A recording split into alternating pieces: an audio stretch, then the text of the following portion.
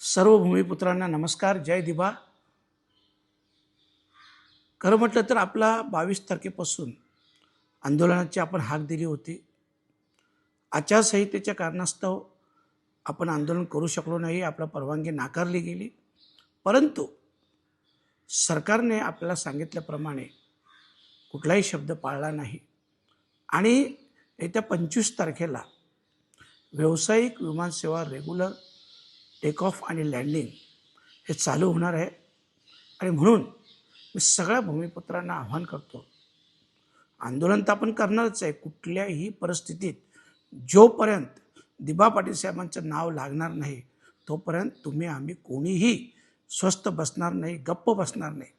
परंतु 25 तारखेला व्यावसायिक विमानसेवा चालू होतं आहे आणि म्हणून मी सगळ्या भूमिपुत्रांना आव्हान करतो की आपण सगळ्यांनी आपापल्या गावातून, आपल्या गावच्या प्रवेशद्वार असेल, आपल्या गावातील गावदेवीचं मंदिर असेल, कुठलीही चावडी असेल, अशा ठिकाणी आपण जास्तीत जास्त लोकांनी जमून या विमानसेवेचा निषेध करायचा आहे.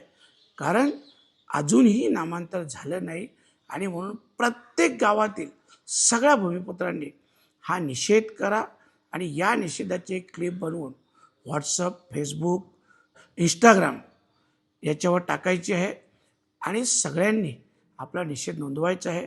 जरी आपण घरातून आपल्या परिवारासोबत काळा झेंडा दाखवून जरी निषेध नोंदवला तरीही चालेल, परंतु हा निषेध नोंदवणं हे आपल्या सगळ्यांसाठी गरजेचं आहे.